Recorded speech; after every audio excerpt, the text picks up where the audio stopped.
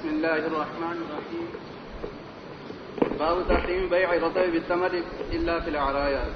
وبالسند المتصل منا إلى الإمام الهمام الحافظ الحجة أمير المؤمنين في الحديث أبي الحسين مسلم بن الحجاج بن مسلم بن ورد بن بوشاد القشيري النشابوري رحمه الله ومتعنا بعلومه وبركاته آمين.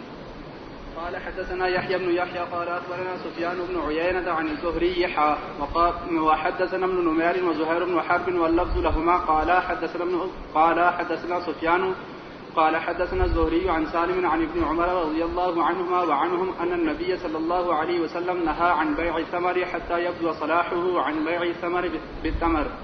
قال ابن عمر رضي الله عنهما وحدثنا زيد بن ثابت رضي الله عنه أن رسول الله صلى الله عليه وسلم رخص في بيع العرايا. زاد ابن نمير في روايته عن ضباع. ایسی جلدی نہیں پڑھتے کہ حروف کی ادائیگی صحیح نہ ہو، صاف صاف زبر زیر پیش سنائی دینا چاہیے.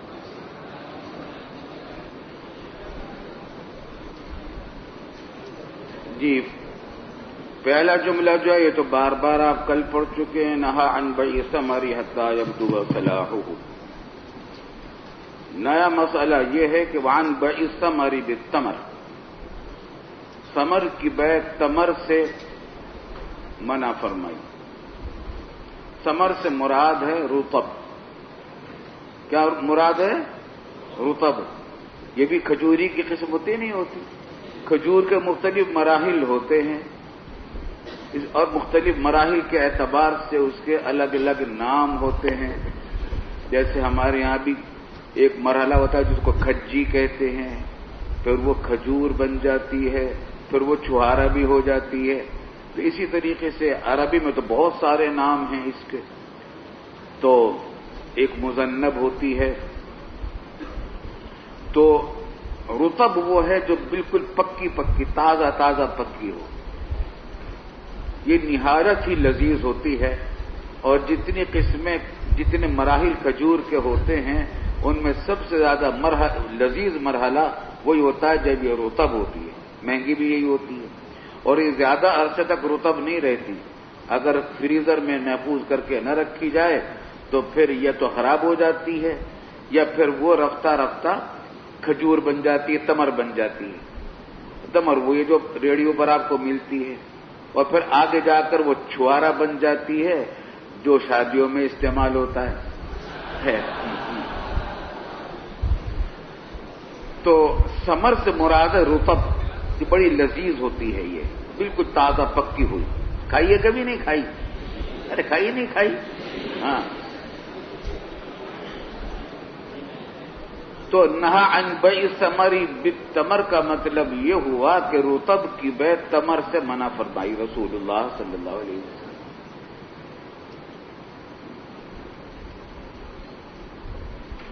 امام شافعی اور بعض دوسرے فقہا بھی یہی کہتے ہیں کہ ناجائز ہے. رطب کی بیع تمر سے جائز نہیں، نہ متماثلا، نہ متفاضلا، نہ یدن بیدن، اور نہ نصیعتن. بیع جائز ہی نہیں رطب کی بیع تمر سے. آئی سمجھ میں بات؟ امام احمد بن حنبل کا مذہب بھی یہی ہے، اور بھی متعدد فقہاء کرام کا. امام ابو حنیفہ رحمۃ اللہ علیہ کہتے ہیں کہ جائز ہے. بیع رطب بالتمر جائز ہے، دو شرطوں کے ساتھ. ایک یہ کہ تفاضل اس میں نہ ہو، دوسرے کہ یدن بیدن ہو، نصیعہ نہ ہو، کیونکہ اموال ربویہ میں سے رطب اور تمر. تو تفاضل نہ ہو اور نصیعہ نہ ہو تو جائز ہے. عدم جواز کی کوئی وجہ نہیں.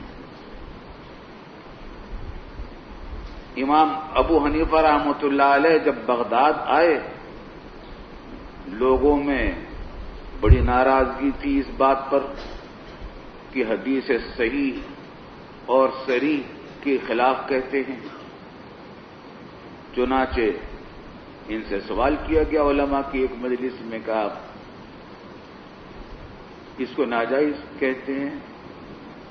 کس دلیل سے جائز کہتے اس کو کس دلیل سے جائز کہتے ہیں؟ کہا کہ ربا الفضل کی جو حدیثیں آپ آگے پڑھیں گے الرباب الربا میں، التمر بالتمر مثلا بمثل، الہنطۃ بالہنطۃ مثلا بمثل، الشعیر بالشعیر مثلا بمثل الی آخری اشیاء ستہ. فرمایا کہ دو حال سے خالی نہیں کہ رطب تمر ہے یا نہیں. اگر رطب تمر ہے تو اس حدیث کا جو پہلا جملہ ہے التمر بالتمر، اس سے یہ جائز ہوگی اذا کان متماثلا و اذا کان یدن بید. اور اگر رطب تمر کی جنس سے نہیں ہے تب بھی اس کی بے جائز ہوگی، کیونکہ اسی حدیث کے آخر میں مسلم بمسلم والی حدیث کے آخر میں اراک فاذا اختلف النوعان فبیعوا کیف شئتم اذا کان یدن بید. ایک ہی حدیث سے دونوں صورتیں ثابت کرتی امام ابو حنیفہ رحمۃ اللہ علیہ نے کہ اگر اس کو تم رطب کو تمر کہتے ہو تو اس حدیث کے پہلے جملے سے اس کا جواز ہے، اور اگر رطب کو تم تمر نہیں کہتے تو آخری جملے سے اس کا جواز ہے اذا کان یدن بید. بالکل چپ لگ گئی سب کو، کوئی جواب نہیں بن پڑا کسی کو.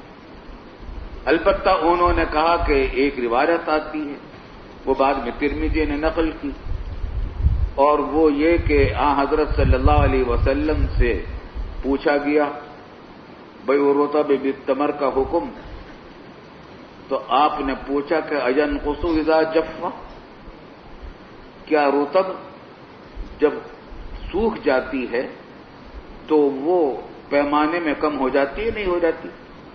ہو جاتی نہیں ہو جاتی؟ ظاہر ہے جب سوکھے گی تو سا کے اندر وہ کم آئے گی تمر کے مقابلے، جتنی پہلے تمر تھی.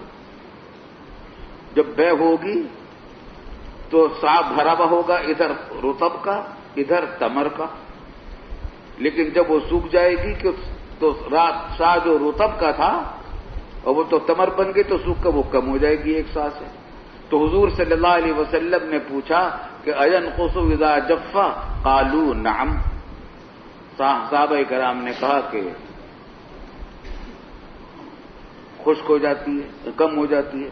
فنہا عن ذلک، تو آپ نے اس بحث سے منع کر دیا. یہ حدیث پیش کی امام ابو حنیفہ کے سامنے اہل بغداد نے، تو امام ابو حنیفہ نے برجستہ کہا کہ مدارہ علی زید بن عیاش وہو ممن لا یقبل حدیث. اس حدیث کا سارا مدار الحدیث اس حدیث کے زید ابو عیاش ہیں، وہو ممن لا یقبل حدیث، جو ان لوگوں میں سے جن کی حدیث کو قبول نہیں کیا جاتا، محدثین کا فیصلہ ہے. لوگ حیران رہ گئے کہ مشہور یہ تھا کہ امام ابو حنیفہ کو حدیث کے فن پر دسترس نہیں ہے. عبداللہ بن المبارک جو امام ابو حنیفہ رحمۃ اللہ علیہ کے شاگرد رشید ہیں اور امام بخاری ان کو امام سمجھتے ہیں، امام بخاری اور امام مسلم ان کے اقوال اور عبارات کو بطور دلیل کے پیش کرتے ہیں کہ عبداللہ بن مبارک نے یوں کہا. تو وہ کہتے ہیں کہ لوگ کہتے ہیں امام ابو حنیفہ کو کہ حدیث پر ان کی نظر نہیں تھی. کیسی گہری نظر تھی کہ برجستہ انہوں نے کہہ دیا. رجال حدیث پر کیسی نظر تھی؟ بات سمجھ میں آ گئی، دلیل سمجھ میں آ گئی. خلاصہ ایک امام ابو حنیفہ رحمۃ اللہ علیہ کہتے ہیں کہ بیع الرطب بالتمر جائز ہے، دلیل وہ ہے مسلم بمثل الی آخری، اور کوئی وجہ معقول ہے نہیں عدم جواز کی، کیونکہ جب یہ ایک ہی جنس ہے، اگر ایک ہی جنس ہے تو مسلم بمثل کے ساتھ جائز ہونی چاہیے، نہیں ہے تو یدن بیدن کے ساتھ جائز ہونی چاہیے. بات سمجھ میں آ رہی ہے؟ البتہ ایک کام رہ گیا امام ابو حنیفہ کے ذمہ میں کہ اس حدیث سے باپ کا جواب دے دیں، تو اس کے تو ہم ماہر ہیں. امام ابو حنیفہ رحمۃ اللہ علیہ فرماتے ہیں کہ یہ حدیث بالکل صحیح ہے، لیکن اس کا مطلب آپ سمجھیں. اس سے مراد ہے مزابنہ، جو آگے آ رہا ہے. مزابنہ کیا ہوتا ہے کہ رطب درخت پر لگی ہوئی ہے اور تمر ٹوٹی ہوئی موجود ہے عابد کے پاس، اور رطب لگی ہوئی ہے محمود کے پاس اپنے درخت میں. تو عابد یہ کہتا ہے محمود سے کہ لو تم تمر لے لو، جتنی اندازہ ہوگی کہ جتنا یہ رطب ہوگی اندازن اتنی تم تمر لے لو اور رطب مجھے دے دو، میں کھا لوں گا، جب پکے گی لے لوں گا. یہ مزابنہ ہے، اور اس کو منع فرمایا رسول اللہ صلی اللہ علیہ وسلم نے. آگے احادیث آ رہی ہیں مزابنہ کی قربت کی. بات سمجھ میں آ رہی ہے؟ تو وہ بیع الرطب بالتمر وہ بھی ہے. اس کی صورت یہ ہے کہ رطب درخت پر لگی ہوئی ہے اور تمر مقطوع ہے، ٹوٹی ہوئی موجود ہے. تو یہ چونکہ اموال ربویہ میں سے ہے، مساوات کا علم ہو نہیں سکتا جب درخت پر لگی ہو جائے رطب، جب تک اس کو توڑا نہ جائے. نیچے توڑا جائے گا تو بیع جائز ہو جائے گی رطب کی بیع تمر سے.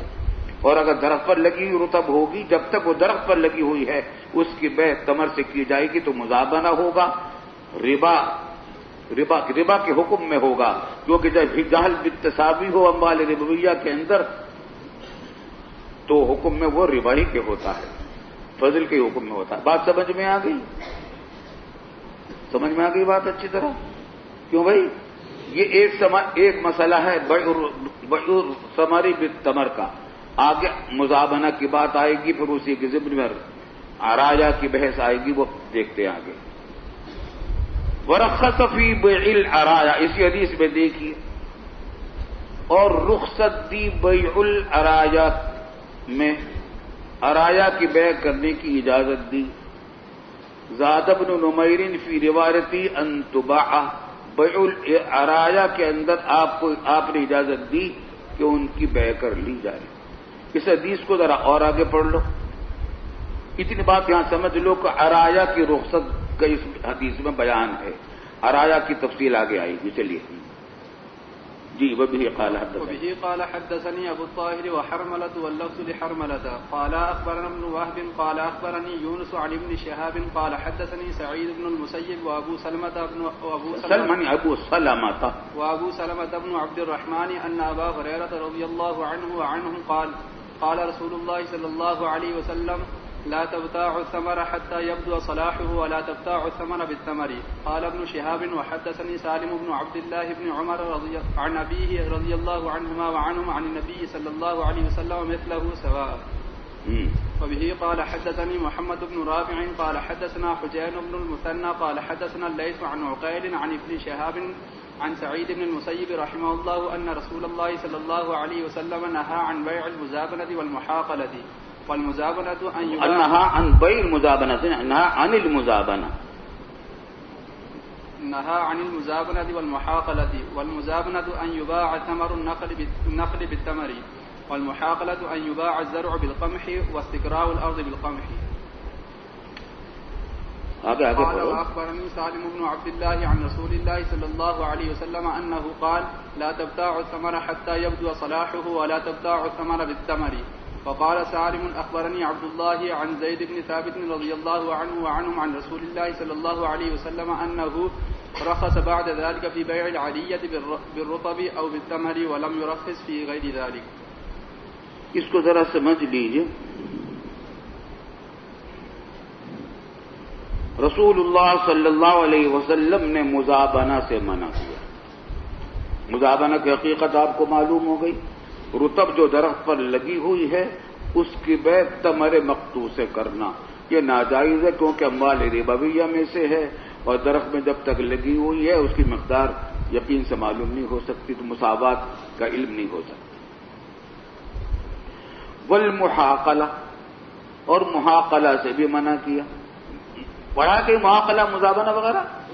محاقلہ کہاں پڑھا ہے آپ نے؟ اچھا آ گیا ہے یہ.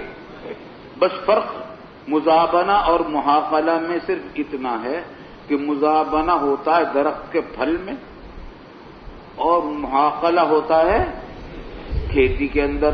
کہ کھیتی جو کھڑی ہوئی ہے اس میں جتنا جو گندم ہے اس کی بیع ٹوٹے ہوئے گندم کے دانوں سے کرنا یہ بھی ناجائز ہے، یہ محاقلہ ہے. اور اس کے اندر بھی حرمت کی وہی وجہ ہے جو مزابنہ میں تھی کہ اموال ربویہ میں سے ہنتا، اور جو کھیتی میں لگے ہوا گندم ہے اس کی مقدار معلوم نہیں ہو سکتی تو مساوات کا علم نہیں ہو سکتا. اس بات سے بالجہال بالتساوی کی وجہ سے اموال ربویہ میں اس کے ناجائز ہو جائے. بات سمجھ میں آ گئی؟ واستقراء الارض بالقمح، یہ پڑھا آپ نے؟ نہیں پڑا، سمجھ لیں. اور زمین کو کرائے پر دینا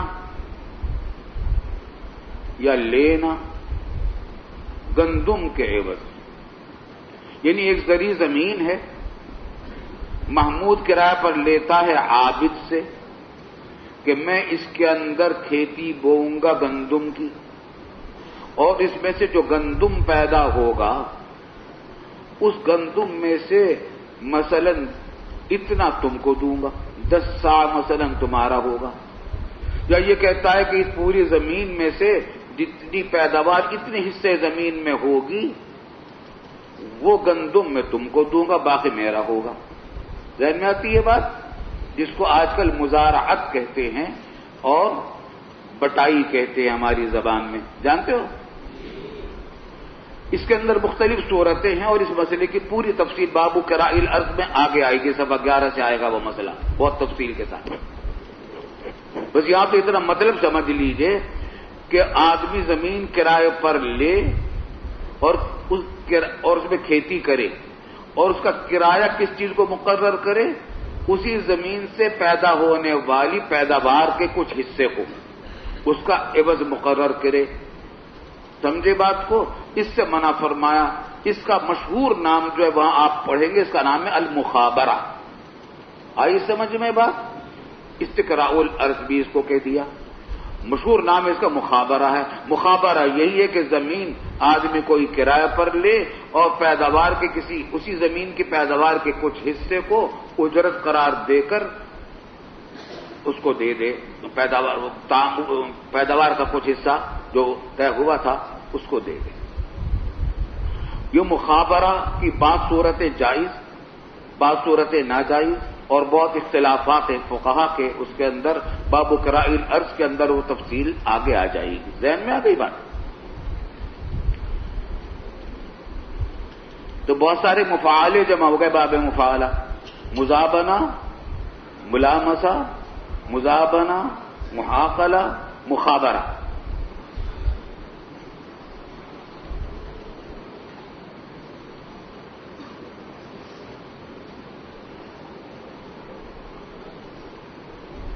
ہاں وقال سالم، ٹھیک ہے. واخبرنی سالم لآخرہ، اس میں ہے کہ قال سالم اخبرني عبد الله عن زيد بن ثابت عن رسول الله صلى الله عليه وسلم انه رخص بعد ذلك في بيع العرية بالرطب او بالتمر ولم يرخص في غير ذلك. یہ مزابنہ سے متعلق بات ہے. عرایا کی بحث پڑھ لی آپ نے؟ پڑھ لی ہے؟ جزاک اللہ، جزاکم اللہ احسن الجزا. تو مزابنہ میں گویا ایک استثنائی شکل نکالی شوافی اور حنابلہ نے، اور یہ کہا کہ حضور صلی اللہ علیہ وسلم نے بیع العریہ کی چونکہ اجازت دی ہے اس واسطے، اور وہ اجازت تھی مادون خمسۃ اوسق کے اندر، اور وہ اجازت تھی صرف تمر اور رطب کے اندر. اس واسطے صرف رطب اور تمر کے اندر، اور عنب اور کشمش کو کیا کہتے ہیں؟ زبیب. عنب اور زبیب کے اندر تو جائز ہے، باقی پھلوں کے اندر جائز نہیں ہے. آئی سمجھ؟ اور وہ بھی کسی حد تک جائز ہے مادون خمسۃ اوسق. بلکہ امام شافعی اور امام احمد بن حنبل کے مذہب میں بھی تھوڑا سا فرق ہے. امام شافعی رحمۃ اللہ علیہ تو کہتے ہیں کہ عنب اور زبیب میں بھی جائز ہے، رطب اور تمر میں بھی جائز ہے. امام احمد بن حنبل کہتے ہیں کہ صرف رطب اور تمر میں جائز ہے، عنب اور زبیب میں جائز نہیں. امام احمد کے مختلف اقوال ہیں، ایک قول یہ ہے جو ان کا مذہب قرار دیا گیا. دوسری شرط امام احمد بن حنبل کے ہاں یہ ہے کہ ضرورت کے موقع پر جائز ہے، بغیر ضرورت کے جائز نہیں. امام شافعی کے ہاں ضرورت کی کوئی قید اور پابندی نہیں ہے. آئی سمجھ میں بات؟ تو امام ابو حنیفہ رحمۃ اللہ علیہ کہتے ہیں کہ کوئی استثناء نہیں ہے کسی پھل میں، کھجور میں، رطب میں، عنب میں، زبیب میں، کسی اور پھل میں مزابنہ کی اجازت ذرہ برابر نہیں ہے، کیونکہ ربا کے حکم میں ہے. یہ سارا ربا ہے، ربوی معاملہ ہے. اور ضرورت ہو بغیر ضرورت جائز نہیں ہے. بات سمجھ میں آ گئی؟ اب دلائل کیا ہوں گے؟ دلائل اسی باب میں سب آ رہے ہیں، آ جائیں گے، لیکن بنیادی طور پر اتنی بات سمجھ لیجئے کہ شوافع اور حنابلہ نے عریہ کی کیا تعریف کی ہے اور امام ابو حنیفہ اور مالکیہ نے عریہ کی کیا تعریف کی ہے. سارے مدار اس کے اوپر ہے. ہاں کون بتائے گا؟ شوافع نے عریہ کی کیا تعریف کی ہے؟ کون بتائے گا؟ بتاؤ چلیے دے دو بھائی.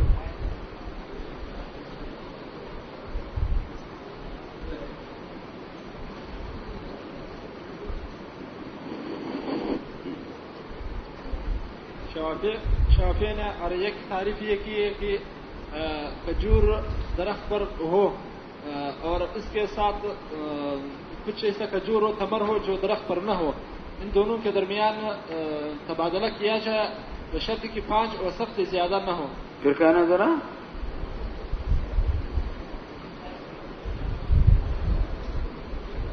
نہیں صحیح نہیں بول رہے تم. اور کوئی بتائے جلدی سے بتائیں.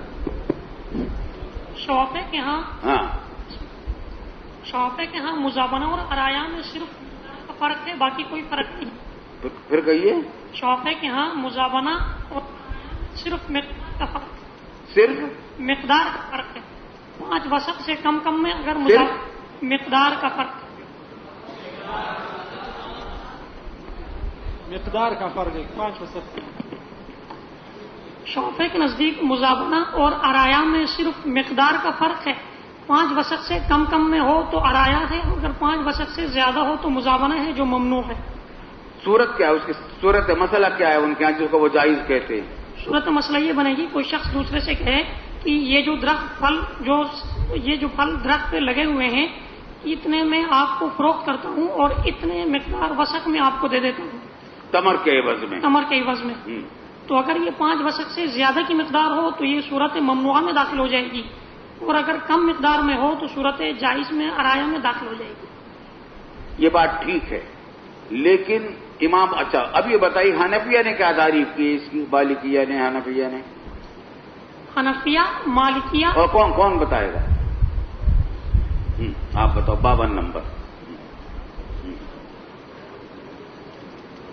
یہ حنفیہ نے تعریف یہ کی ہے کہ اگر جو ہے وہ درخت کے اوپر جو پھل ہیں تو اس کے اگر کسی نے مثال کے طور پر کسی کا باغ ہے اور اس کے اندر ایک درخت ہے کھجور کا، اس نے کہا فلاں کو کہا کہ تمہارا جو ہے نا یہ درخت میں نے تم کو دے دیا اس کا پھل، صاف بولے. اس درخت کا پھل جو ہے فلاں کو میں نے دے دیا. اب وہ فلاں شخص جو ہے وہ بار آتا ہے اور اس کو جو ہے تنگ کرتا ہے، اور اس کے جو ہے گھر والے بھی کبھی کبھار وہاں پہ ہوتے ہیں تو اس کو اس سے تنگی ہوتی ہے. اس وجہ سے وہ کہتے ہیں کہ اس درخت کے پھل کو چھوڑو اور یہاں پہ جو پڑے ہوئے ہیں یہ تمر پڑا وہ یہ لے لو. اس کو جو ہے نا ہم کہتے ہیں کہ یہ ہبہ ہے، یہ ہبہ مبتدا ہے. شاباش، ٹھیک ہے. بات سمجھ میں آ گئی آپ لوگوں کے؟ اچھا سمجھ میں آ گئی. چلے بس پڑھتے جاؤ آگے. خلاصہ یہ ہے کہ بیع العریہ حنفیہ اور مالکیہ کے نزدیک بیع ہے ہی نہیں، وہ صورتاً بیع ہے، اس بات سے بیعون کا لفظ بول دیا گیا ہے، ورنہ ہبہ مبتدا ہے. پہلے ہبہ کیا تھا عابد نے محمود کو. کیا ہبہ کیا تھا؟ رطب کی تھی کہ یہ درخت پر جو میرا باغ ہے اس کے اندر جو یہ درخت لگا ہوا ہے اس کی رطب ساری کی ساری تیری. محمود سبق چھٹی سے فارغ ہوتے ہی جا کر دیکھنے جاتا تھا کہ پکی یہ نہیں پکی، کس حالت میں آنا جانا اس کا ہوتا تھا. پھر توڑنے کے لیے بھی جاتا تھا، تھوڑی آج توڑ لی پھر کل کو توڑ لی. عابد نے کہا کہ بھئی ایسا کرو، میرے بال بچے بھی کھجور کے زمانے میں باغات ہی کے اندر رہتے، ایسے ہی کرتے تھے، باغات میں آ کر رہنے لگتے تھے.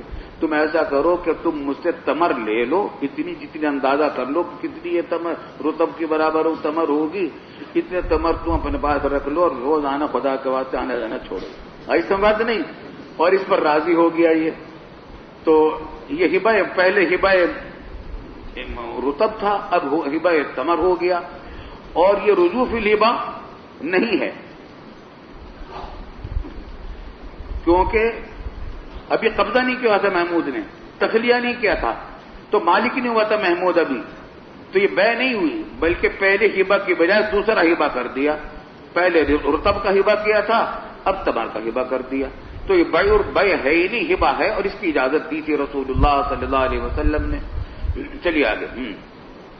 به قال حدثنا يحيى بن يحيى قال قرأت على مالك عن نافع عن ابن عمر رضي الله عنهما وعنهم عن زيد بن ثابت رضي الله عنه أن رسول الله صلى الله عليه وسلم رخص لصاحب العرية أن يبيعها بخرسها من التمر. بخرسها بمخروسها من التمر. خرس مصدر بمعنى مخروس. جی. وبه قال حدثنا يحيى بن يحيى قال أخبرنا سليمان بن بلال عن يحيى بن سعيد قال أخبرني نافع أنه سمع عبد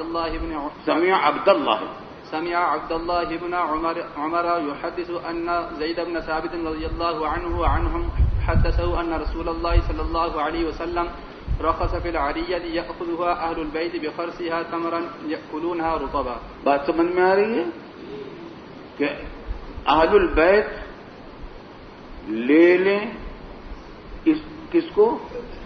عریہ کو اہل بیت لے لیں، یعنی عریہ کی کھجور رطب کو، بخرسها تمرن اندازہ کر کے، تمر کا اندازہ کر کے، یاکلونھا رطبا مالک باغ کا جو ہے اس کے گھر والے رطب کھائیں اور محمود کو تمر دے دیں. چلے آگے. وبه قال حدثناه محمد بن المثنى قال حدثنا عبد الوهاب قال سمعت يحيى بن سعيد يقول أخبرني نافع بهذا الإسناد مثله. وبه قال حدثناه يحيى بن يحيى قال أخبرنا هشام عن يحيى بن سعيد بهذا الإسناد غير أنه قال والعرية النخلة تجعل للقوم فيبيعونها بخرسها تمرا. اب ذرا دیکھیے، یہ جو تعریف آئی ہے حریہ کی، یہ حنفیہ اور مالکیہ کے مذہب کی تائید ہوتی ہے، تقریباً سری ہے، کیونکہ شوافی کے یہاں عریہ کی جو تعریف بنتی ہے وہ یہ کہ کھجور کا ایک درخت ہے. عریہ کیا ہے؟ کھجور کا کوئی درخت، وہ عطیہ میں ہے یا غیر عطیہ میں ہے، ہبہ کا ہے یا بغیر ہبہ کا ہے، یہ نہیں، بلکہ کیا ہے؟ عریہ ایک درخت ہے، چاہے اپنے باغ میں کہ دوسرے کے باغ میں ہے، اس کی رطب کو فروخت کرتا ہے تمر سے. شوافی کیا یہ بات بنتی ہے نا؟ لیکن حنفیہ کے یہاں کیا کیا ہے کہ عریہ ایک ہبہ مخصوصہ کا نام ہے، کہ کھجور کے درخت کو یعنی اس کے پھل کو کسی کے لیے کر دیا جائے خاص، یہ تمہارا ہے. تجل للقوم فیبیعونھا بخرسھا تمرا، کچھ لوگوں کے لیے وہ کر دیا جائے کہ تم کھانا اس میں سے رطب لے کر، پھر اس کو بیع کر دیتے ہیں تمر کے عوض میں. یہ تعریف جو آئی ہے عریہ کی، یہ مالکیہ اور حنفیہ کے مذہب کی تقریباً صراحت اس کے اندر آ گئی. بات سمجھ میں آ رہی ہے؟ جی. وبه قال حدثنا محمد بن رمح بن المهاجر قال حدثنا الليث قال أخبرنا الليث عن يحيى بن سعيد عن نافع عن عبد الله بن عمر رضي الله عنهما وعنهم قال حدثني زيد بن ثابت رضي الله عنه أن رسول الله صلى الله عليه وسلم رخص في بيع العرية بخرسها تمرا. قال يحيى العرية أن يشتري الرجل تمر النخلات لطعام أهله رطبا بخرسها تمرا. جی. وبه قال حدثنا ابن نمير قال حدثنا أبي قال حدثنا عبيد الله قال حدثني نافع عن ابن عمر عن زيد بن ثابت رضي الله عنه وعنهم أن رسول الله صلى الله عليه وسلم رخص في العرايا أن تباع بخرسها كيلا. وبه قال حدثنا ابن المثنى قال حدثنا يحيى بن سعيد عن عبيد الله بهذا الإسناد وقال أن تؤخذ بخرسها. جی چلیے. وبه قال حدثنا أبو الربيع وأبو كامل قال حدثنا حماد حا وقال حدثنيه علي بن حجر قال حدثنا إسماعيل كلاهما عن أيوب عن نافع بهذا الإسناد أن رسول الله صلى الله عليه وسلم رخص في بيع العرايا بخرسها. وبه قال حدثنا عبد الله بن مسلمة القعنبي قال حدثنا سليمان يعني ابن بلال عن يحيى وهو ابن سعيد عن بشير بن يسار عن بعض أصحاب رسول الله صلى الله عليه وسلم من أهل دارهم منهم سهل بن أبي خثمة أن رسول الله صلى الله عليه وسلم نهى عن بيع الثمر بالثمر وقال ذلك الربا تلك المزابنة. دیکھیے، نهى عن بيع الثمر بالثمر، یہ وہی آ گئی بات جو پہلا مسئلہ تھا. قال وقال ذلك الربا تلك الزبن، معلوم ہے کہ وہ بیع الرطب بالثمر سے مراد وہی مزابنہ والی شکل ہے، وہ نہیں جس کو شوافی نے اختیار کیا. جی. إلا أنه رخص في بيع العرية النخلة والنخلتين يأخذها أهل البيت بخرسها تمرا يأكلونها رطبا.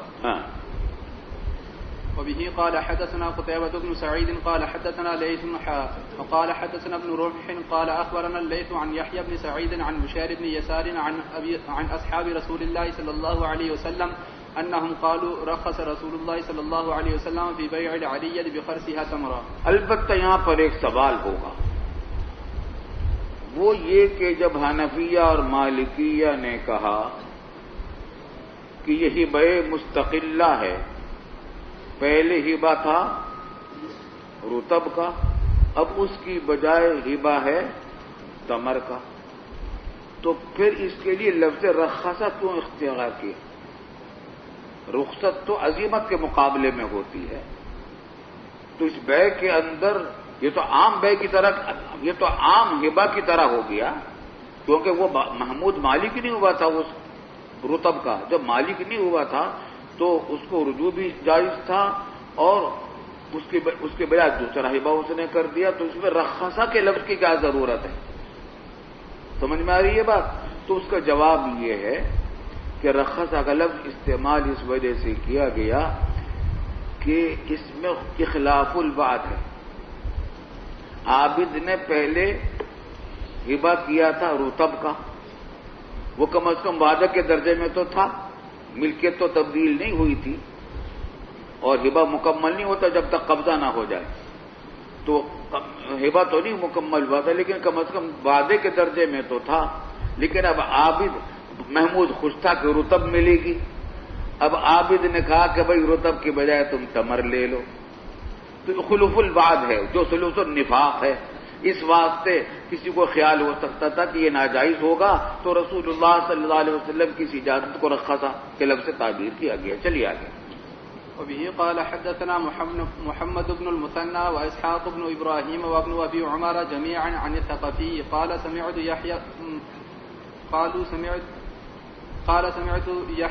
يحيى بن سعيد يقول أخبرني بشير بن يسار عن بعض أصحاب رسول الله صلى الله عليه وسلم من أهل داره أن رسول الله صلى الله عليه وسلم نهى، فذكر بمثل حديث سليمان بن بلال عن يحيى، غير أن إسحاق وابن المثنى جعلا مكان الربا الزبنة. الزبنة جی، زبن سے مراد وہی مزابنہ جی۔ وقال ابن أبي عمر الربا جی۔ وبه قال حدثنا عمرو الناقد وابن نمير قال حدثنا سفيان بن عيينة عن يحيى بن سعيد عن بشير بن يسار عن سهل بن أبي خثمة عن النبي صلى الله عليه وسلم نحو حديثه.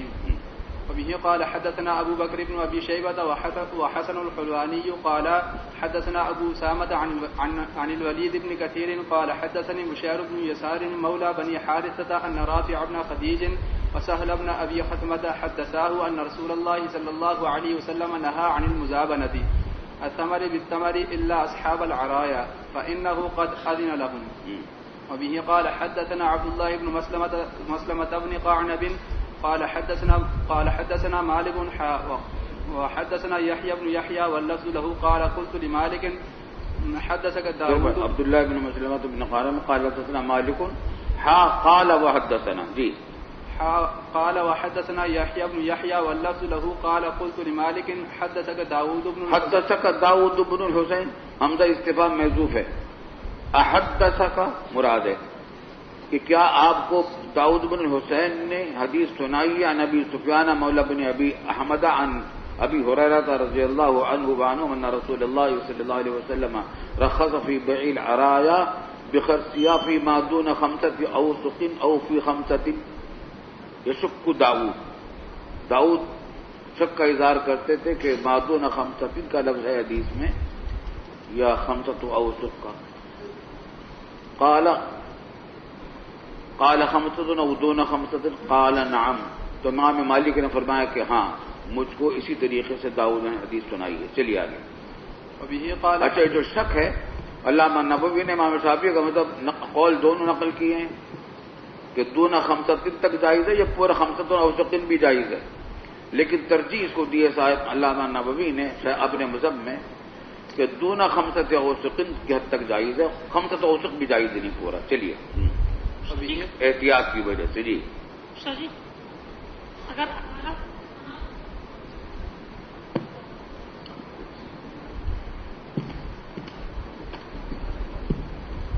ارایا احناف کے نزدیک اگر بر مبتدا ہے تو پھر اس میں خمسۃ اوسق کی تخصیص کیوں کی گئی استاد جی؟ ہاں یہ اچھا کیا تم نے سوال کر لیا، ورنہ اچھا ہے ہمیں بیان کرنا پڑتا ہے یہ سوال، ارادہ تھا بیان کریں گے، اچھا کیا الحمدللہ۔ کبھی تو ایسا ہوا کہ جو سوال ہمارے ذہن میں آتا ہے طالب علم کے بھی ذہن میں آ گیا۔ چلیے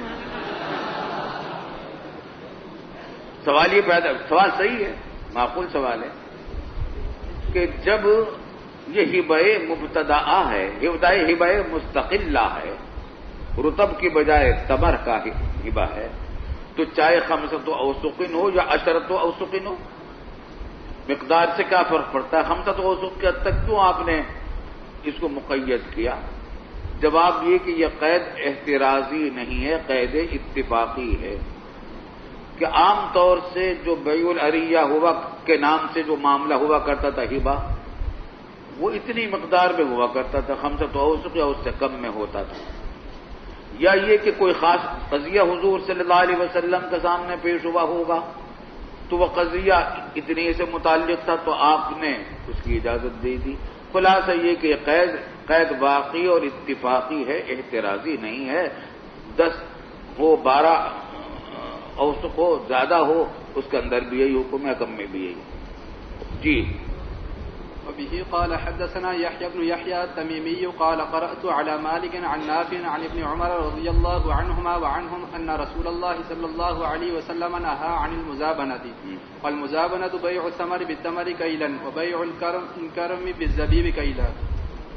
وبه قال حدثنا أبو بكر بن أبي شيبة ومحمد بن عبد الله بن نمير قال حدثنا محمد بن بشر قال حدثنا عبيد الله عن نافع أن عبد الله رضي الله عنه وعنهم أخبره أن النبي صلى الله عليه وسلم نهى عن المزابنة، بيع ثمر النخل بالتمر كيلا وبيع العنب بالزبيب كيلا وأن يباع عن المزابنة آگے پھر والمزابنة تو بيع ثمر النخل. جی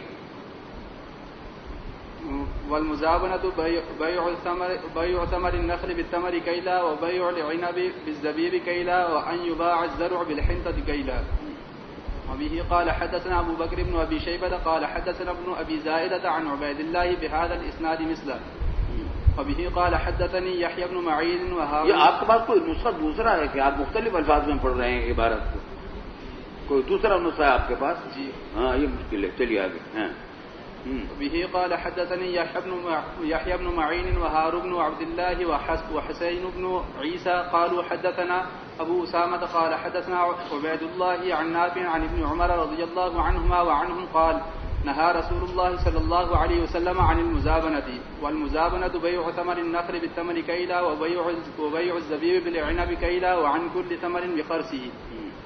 وبه قال حدثني علي بن حجر السعدي وزهير بن حرب قال حدثنا إسماعيل وهو ابن إبراهيم عن أيوب عن نافع عن ابن عمر رضي الله عنهما وعنهم أن رسول الله صلى الله عليه وسلم نهى عن المزابنة، والمزابنة أن يباع ما في رؤوس النخل بتمر بكيل مسمى إن زاد فلي وإن نقص فعلي.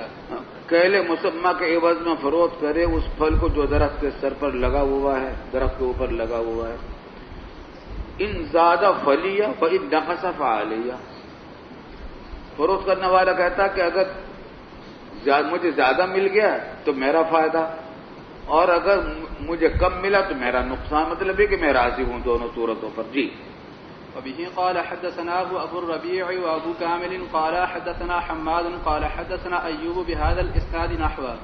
وبه قال حدثنا قتيبة بن سعيد قال حدثنا ليث قال وحدثني محمد بن رمح قال أخبرنا الليث عن نافع عن عبد الله رضي الله عنه وعنه قال نهى رسول الله صلى الله عليه وسلم عن المزابنة أن يبيع ثمر حائطه إن كانت نخلا بتمر كيلا وإن كان كرما أن يبيعه بزبيب كيلا وإن كان زرعا أن يبيعه بكيل طعام نهى عن ذلك كله. وفي رواية قتيبة أو كان زرعا. وبه قال حدثنيه أبو الطاهر قال أخبرنا ابن وهب قال حدثني يونس قال وحدثناه ابن رافع قال حدثنا ابن أبي فديك قال أخبرني الضحاك قال وحدثني سويد بن سعيد قال حدثنا حفص بن ميسرة قال حدثني موسى بن عقبة كلهم عن نافع بهذا الإسناد نحو حديثهم. بس استاذ جی پچھلے باب کی ایک حدیث رہ گئی. پچھلے باب کی ایک حدیث رہتی ہے. پچھلے باب کی ایک حدیث کی عبارت رہتی ہے. پچھلے باب کی پڑھو. وبه قال حدثني ابو كريب محمد بن العلاء قال حدثنا محمد کہاں رہ گئی تھی؟ شروع میں، آج کے سبق کے شروع میں رہ گئی تھی، صفحہ 8 پر. جی ہاں پڑھو. به قال حدثني ابو كريب محمد بن العلاء قال حدثنا محمد بن فضيل عن ابيه عن ابن ابي نعم عن ابي هريره رضي الله عنه وعنهم قال رسول الله صلى الله عليه وسلم لا تبتاعوا الثمار حتى يبدو صلاحها.